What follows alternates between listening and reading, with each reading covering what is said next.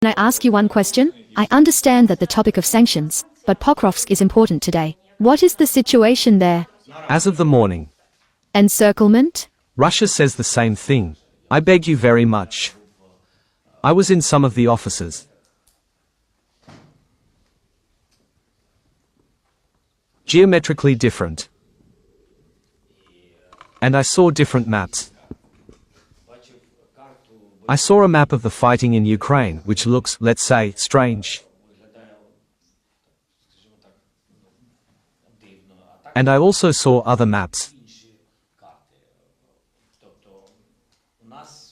That is, for some reason we have different maps of real combat operations in Ukraine.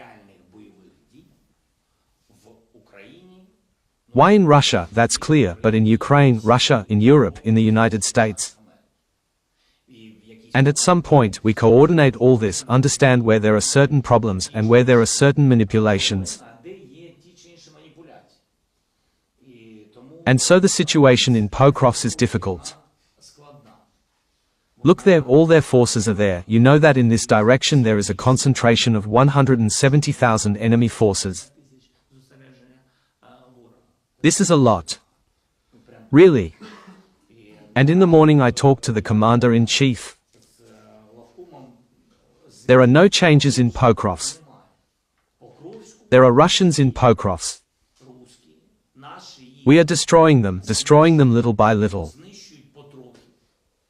Because we also need to protect our personnel. Just running is not good, and they come out from somewhere, from building, they're hiding there.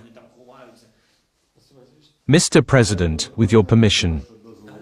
When we speak about Pokrovsk, first of all we need to thank the armed forces of Ukraine and all the defense forces who work there very professionally and very devotedly.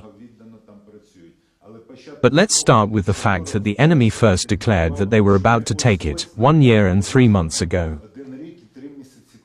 During this time, they covered 7 kilometers. Very capable specialists in general military operations, the Russians, in quotes, of course, covered only 7 kilometers, but they lost tens of thousands as casualties. I won't even mention the wounded, but today everyone is there. The president tells you how powerful their formation is, yet it is being held back, and every day they're simply being ground down and sent to the slaughter. Important point, excuse me. For example, our specialists say, and it's important that they provide analysis and show you from both sides. Then you can understand how difficult it is, but not only how difficult it is for us, how difficult it is for them. And this is important to understand. Then you will compare and understand the whole situation, not only its complexity, but what is happening there. For example, they dominate drones and drones control logistics. But at the same time, you must understand that we also dominate, on the other hand, drones and also block their logistics. And when we say that our guys, when, excuse me, at certain moments, in clear weather, well, we won't go into the details, march 5 to 10 kilometers, it happens. On foot. If there's heavy concentration of drones and the guys aren't supplied with equipment, then you need to look at that side and figure out where the Russians are coming on foot.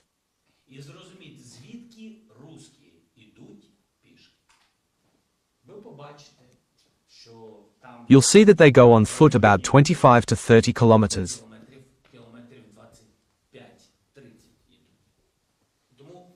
Therefore, you need to understand that there is a serious battle for Pokrovsk. They were tasked with taking Pokrovsk. Our Pokrovsk. This is the city to take, because they could not take Sumy, they could not take Kupiansk. They understand that they are going to lose Kupiansk. We're conducting a sweep. It is also not easy, but everything is already clear. Our forces came to the river and blocked them. They can no longer pass like this, even one by one, it is difficult. Therefore, it is clear that it is they who lose, it is they who lost. Dobropilia is absolutely clear. Zaporizhzhia is clear. They will fight for it and raise it as much as possible. Putin says he will go to Pokrovsk. Welcome. If he comes to Pokrovsk, everyone will applaud. We understand how it will end. Mr. President, is there a threat of encirclement? And is the option being considered for our troops to be withdrawn from Pokrovsk and Verkhnyoturetsk to preserve personnel? Today there is no encirclement of Pokrovsk. Our forces are in control of the situation. Of course, there is a tense situation with the enemy on all sides. Do you remember the situation with the Kursk operation? Do you remember, informationally, how it all was? A lot of different things. That we had 5,000 or 8,000 encircled, which was a lie. No one was encircled. The commanders, they are on the ground, they understand how to not allow encirclement. You can't. People are more important than anything. Everyone understands this. But we must know they do not dominate there today. There are many of them. But to say that they are defeating Ukraine is not true. There are days when SBU destroy more than 100 people. With video confirmation. I won't even mention the other things. Very large enemy forces are simply ground there, but they are sent there. This is the difference between our countries. They have the principle of, not a step back, as Stalin decided in 1943. There is a barrage with a machine gun, and there are no options, only forward. We, for our part, are working correctly, taking into account today all those principles, for which we are fighting, and all democratic values.